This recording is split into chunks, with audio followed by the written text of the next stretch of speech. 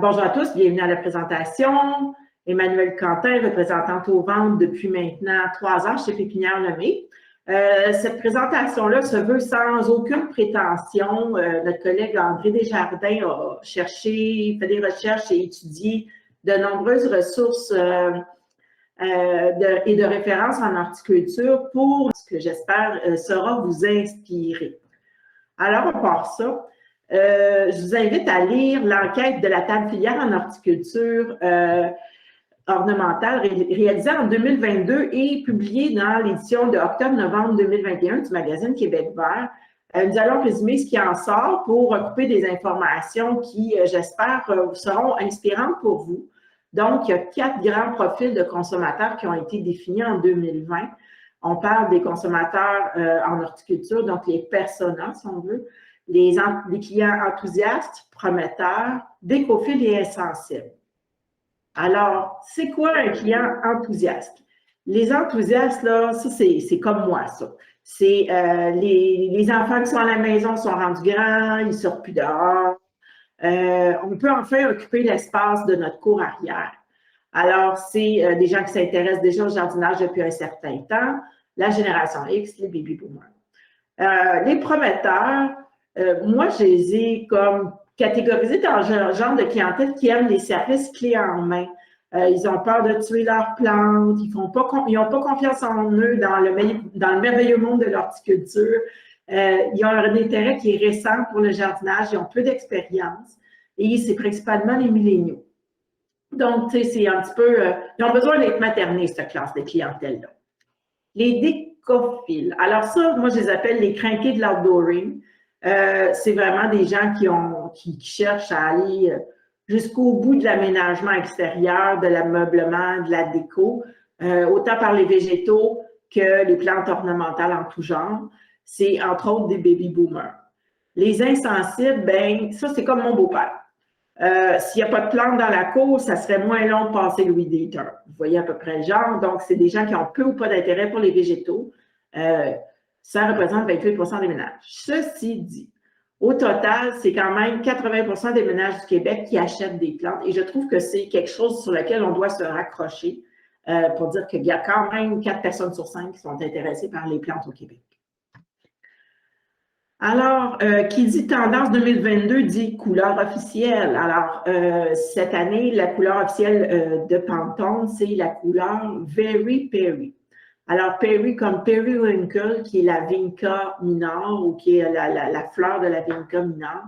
Donc, c'est la pervenche qui porte vraiment ces couleurs-là. Ceux qui, comme moi, trippent sur le bleu, la couleur offre vraiment une nouvelle vision de cette famille de bleu-là avec une touche de rouge et de violet. Ce que Pantone dit, c'est que Very Perry exprime une attitude vive, joyeuse et une présence dynamique qui encourage la créativité courageuse et l'expression imaginative. Si on s'en souvient, en 2021, la couleur, c'était le gris et le jaune qui, on parlait espoir et résilience. Fait qu'on est complètement ailleurs au niveau des couleurs et de leur signification pour cette année. Alors, je vous invite encore une fois, je vous donne des petits devoirs, à aller sur le site de Pantone. Ils offrent des palettes de couleurs. Là, on en a retenu une qui s'appelle la palette d'harmonie amusement, mais il y en a 3 autres qui sont très intéressantes à étudier puis à intégrer et qui vous aident aussi à intégrer cette couleur-là, cette teinte spéciale-là dans des créations. Comme vous voyez, amusement, ben il y a des couleurs. Moi, je vois beaucoup d'ambiance, je vois aussi de la polyvalence, des mix de matériel inerte, des floraisons éclatantes avec ces mix de couleurs-là. Donc, allez voir ça, c'est super intéressant, puis c'est très inspirant aussi. Enfin, le nœud de notre présentation, c'est les tendances au jardin 2022. C'est une compilation des 10 grandes tendances qui s'annoncent pour 2022. Il y en a plein, mais c'est les 10 principales ou celles qui reviennent le plus souvent. C'est le Garden Media Group ou le Garden Media Magazine et le rapport annuel du Garden Media Group qui parle de ces tendances-là. Et nous, évidemment, on met toujours des idées de plantes pour les associer à chacune de ces tendances-là. Donc, on parle d'inclure des plantes qui vous transportent dans les tropiques, fondre la limite des espaces intérieurs et extérieurs, aménagement avec des feuillages foncés, jardiner en fonction des changements climatiques, contrôle des aliments du début à la fin, la biodiversité, porche et balcons, oasis de tranquillité, amplifier des couleurs avec des plantes bicolores et aller chercher le meilleur de chaque saison. Alors, des plantes pour un look tropical. Donc, les restrictions de voyage, on le sait, ils continuent de dissuader de nombreuses personnes à s'aventurer à l'étranger. Ceci dit, rien ne nous empêche d'avoir le sentiment d'être dans une destination lointaine. Les types de plantes les plus adaptées pour évoquer ces sensations lointaines-là, bien, il y a les canards. Les plantes tropicales qui sont aussi des nouveautés chez les pépinières Lemay. Nous autres, on a décidé l'an passé, en test, de s'aventurer dans la culture de plantes annuelles et de plantes tropicales. Ça a donné des bons résultats, donc on est en phase 2 au niveau de nos tests et essais. On a donc des cannas, et je vous présente les deux, je trouve une des deux plus belles. La canna Cléopatra qui, bon, un feuillage panaché, comme vous pouvez le voir, et une floraison qui est une floraison surprise, donc sur le même plan, on a des floraisons de différentes couleurs, donc ça a vraiment un attrait surprise. Ensuite, le Tropicana Gold, lui, ce qui est intéressant, c'est vraiment quand la lumière du jour frappe le feuillage, il y a une espèce d'effet translucide, vitrail, qui est très intéressant. Les belles couleurs chaudes aussi de la floraison. Et la Locatia California qui, à lui tout seul, regardez-moi ça, ce beau feuillage-là, fait en sorte que c'est vraiment un aspect ou une inspiration tropicale.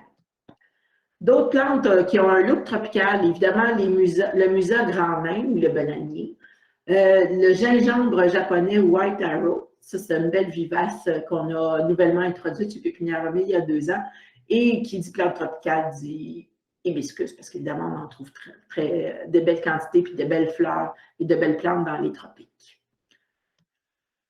Le fondre l'extérieur et l'intérieur. Bon, tant de temps passé à la maison, amener les jardiniers à se rendre compte que le fait de brouiller la frontière entre l'intérieur et l'extérieur étend l'espace de vie. Fait dans le fond, là, ce que ça veut dire, c'est qu'on arrête de limiter l'idée de maison à la structure, à la boîte en bois, et de considérer plutôt comme la propriété entière comme une maison. Donc, vous pouvez créer un fort sentiment d'appartenance en vous connectant avec le monde naturel. Bien, des façons d'intégrer l'intérieur ou de sortir l'intérieur à l'extérieur, c'est d'aménager des salons jardins, des salons de jardin, excusez-moi, pour étendre l'espace de vie, offrir un endroit pour se détendre tout en profitant de l'air frais, marquer des zones à l'aide de grands arbustes, de plantes suspendues pour diviser l'espace à l'intérieur comme à l'extérieur, fournir un éclairage avec des guirlandes lumineuses, un éclairage vers le haut, des lanternes, des lampes extérieures, s'installer confortablement, chaises longues, hamac, pour rendre les espaces accueillants. Puis une façon de faire entrer le plein air à l'intérieur, c'est d'aménager des petits jardins d'herbes aromatiques à l'intérieur, devant des fenêtres, d'utiliser des lampes de culture pour amener les plantes dans les pièces qui ne reçoivent pas de lumière naturelle, placer des jardinières suspendues à l'extérieur en les plaçant devant une fenêtre, afin que les gens puissent regarder et voir la verdure à l'extérieur, planter une plante grimpante le long d'un treillis, placée à côté de la fenêtre pour pouvoir l'apercevoir. Donc, c'est tout ça, la tendance, qu'est-ce que ça signifie. Ensuite de ça, les aménagements avec feuillage foncé. Alors ça, les plantes aux fleurs ou au feuillage de couleur vive comme argent, chartreuse se démarquent en elles-mêmes. C'était des tendances l'an passé, l'autre année d'avant. Mais là, le secret, c'est de vraiment faire éclater, pour vraiment les faire comme éclater, c'est de les apposer avec des contrastes. Donc, je marque particulièrement là, aux nouvelles constructions de type contemporaine. Vous savez, les gens qui ont des maisons avec des fenêtres très rectangulaires, des portes et des fenêtres noires, des revêtements anthracites. Donc, c'est des rappels qui sont super faciles à faire en plate-bande quand on a une maison contemporaine. Évidemment, on a aussi le Cotinus Winecraft Black que j'aime à penser, qui est intéressant, avec une belle floraison qui est éthérée, qui se tient entre le rose et le bourgogne. Donc oui, il y a le feuillage foncé, mais la floraison fait comme un petit côté fluffy bien intéressant. Le Tiny Wine, qui lui a une floraison blanc-rose, qui fait aussi un beau contraste avec ses feuilles qui sont quasiment vert noir. Alors ça, c'était pour les aménagements de feuillage foncé. Le jardinage et les changements climatiques. Bien, on n'a pas le choix. Le jardinage avec la résistance à la sécheresse, y compris les plantes qui peuvent supporter les températures excessives, ça devient de plus en plus une tendance. Mais une autre manière de jardiner qui gagne du terrain, puis on l'a surtout vu aux États-Unis, c'est le jardinage pour contrer les incendies et les inondations. On ne s'est pas lancé dans cette aventure-là, mais on sait que ça existe, on l'a vu dans nos recherches. Fait qu'il y a quelques options pour des zones chaudes ou arides. L'andropogon de Blue, qui a une belle résistance à la sécheresse. L'Euphorbia polychroma, ça résiste à la sécheresse, les sols secs, les sols pauvres, arides. C'est vraiment une plante un petit peu passe-partout. Puis, c'est une plante qui n'a pas besoin d'entretien parce qu'elle garde vraiment une belle forme de dôme, tu sais. Caris pennsylvanica, même affaire, ça résiste très bien à la sécheresse. Ensuite de ça, bien, à l'opposé, il y a des plantes pour les zones plus humides qui ont d'autres intérêts comme attirer les pollinisateurs, être aromatiques, puis qui offrent aussi un intérêt tout au long de la saison. Tous des éléments qui font évidemment partie des tendances au jardin de 2022. Le Cephalanthus occidentalis, donc, lui offre une floraison très parfumée avec des fruits qui sont persistants en hiver. La Comptonie voyageuse, et bien évidemment, tous ceux qui sont venus à l'Expo Québec Vert cette année, vous a fait mettre les mains dedans pour faire sentir comment ça sent bon.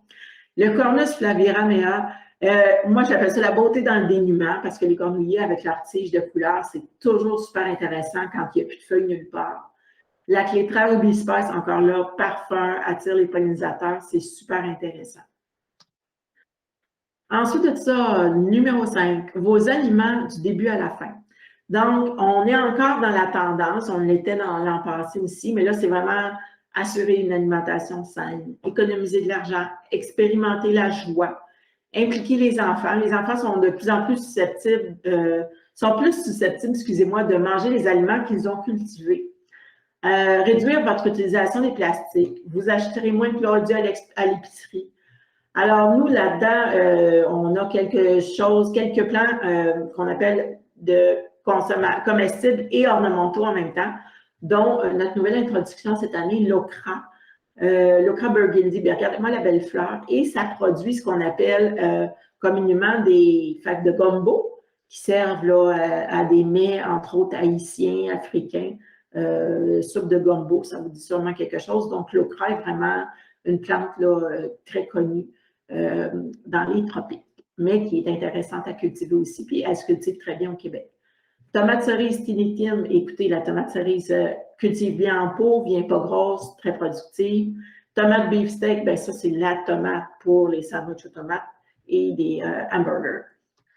Ensuite de ça, le pois papillon. Alors moi, je suis allée chercher des pois intéressants parce que j'aime beaucoup le bleu et j'aime beaucoup les plantes grimpantes. Donc, elle est cultivée comme une plante d'ornement, le pois papillon, comme une espèce pour la revégétalisation, par exemple sur les terrains miniers désaffectés en Australie. Ensuite de ça, c'est une plante rustique qui demande peu de soins. Comme toutes les légumineuses, les racines fixent l'azote. La plante aussi est parfois utilisée pour améliorer les sols. En Thaïlande, ces fleurs colorent la boisson, une boisson souvent préparée à base d'eau de coco. En Birmanie, on l'utilise dans la nourriture fraîche, comme dans les salades salées ou sucrées. Elle est aussi utilisée dans le gin car elle a la particularité de changer la couleur du gin au contact de la quinine du tonic. Cerise de terre Little Lantern, bien évidemment, c'est un plant qui se cultive aussi bien en pot et qui a un port vraiment qui fait penser à des petites lanternes, qui reste très compact, très productif. Le poivron Candy Cane Red, nous, ce qu'on a trouvé intéressant, c'est que tant qu'à avoir un plant de piment, on peut avoir un beau plant de piment qui décore, ne serait-ce que parce que son feuillage est panaché et ses légumes, sa production est panachée aussi. Et on trouvait ça super intéressant. Jardiner pour la biodiversité. Bon, ben là, je vous apprends pas grand-chose, mais quand même, les gens ils découvrent qu'ils peuvent avoir un jardin magnifique et au service de la faune locale. Là, je ne sais pas si vous êtes comme moi, mais moi, maintenant, quand je vois un monarque, je capote ma vie. Ça attire je suis contente, je suis fière d'avoir attiré des monarques dans ma cour. Donc, en quête d'inspiration, là, les gens, vous pouvez leur offrir de réduire ou remplacer la pelouse par des alternatives qui contribuent aux pollinisateurs, à la faune, à la santé des sols, inclure des éléments aquatiques qui offrent un lieu de visite pour la faune. utiliser un mélange diversifié de plantes qui prospèrent dans la région, évidemment. Alors là, je vous présente l'hydranchine arborescent invincibellens, qui est le premier de sa famille à attirer les papillons et les abeilles, le seul à produire du pollen de juin à septembre. L'Althea Las Vegas, évidemment, pour les oiseaux-mouches. Viburnum Blue Muffin, qui attire les oiseaux avec ses fruits persistants. Calamenta nepeta, ça, je vous dis, c'est une valeur sûre, c'est une excellente plante vivace de bordure. Elle résiste à la sécheresse, elle produit des fleurs, elle est fiable, elle se tient super bien. Et c'était notre zone à éviter, nous, au début de sa floraison particulièrement, puis à la fin de la saison, parce qu'elle était pleine d'abeilles et de bourdons. Notre lot de Calamenta nepeta à la pépinière, là, c'était quelque chose là, qui était rempli de pollinisateurs. Alors, pas chez Balcon. Excusez-moi, mon épique. C'était une tendance l'an passé, ça l'est encore cette année. On parle encore, tu sais, c'est tout en lien, hein, rester davantage à la maison, on conduit les gens à devenir de plus en plus créatifs avec leurs espaces. Il suffit d'aller voir sur Instagram, entre autres. C'est fou, là, de voir comment les gens peuvent tenir autant de plantes dans si peu d'espace. Il y a plusieurs façons d'intégrer beaucoup de plantes dans un jardin de balcon ou un autre petit espace extérieur. Donc, on parle d'inclure des grands pots pouvant contenir plusieurs plantes dessus, installer des étagères pour les petites plantes telles des herbes ou autres annuelles, fixer un grillage à la balustrade pour faire pousser des vignes et autres plantes grimpantes, accrocher des pots au toit avec de l'espace si possible, exemple une jardinière à fraises verticale, mettre des cintres pour les plantes sur la balustrade, mélanger les plantes comestibles et ornementales dans les contenants pour économiser de l'espace. C'est toutes des tendances qui vont avoir un écho auprès de vos consommateurs. Pennisetum First Night en est un bel exemple. Donc, on peut avoir beaucoup de verticalité puis mettre un petit peu des choses rampantes dans le bas, puis ça fait quelque chose de très rempli. Le Senecio Angel Wing, même chose. La lavande, bien, tout le monde aime ça, la lavande. Trouvez-moi un client qui n'aime pas ça, de la lavande. C'est toujours un grand succès. La Big Time Blue, on l'a trouvé intéressante de vous la présenter parce qu'elle est petite et elle est très performante aussi au niveau de sa floraison. Ensuite de ça, plante bleuet, Top Hat.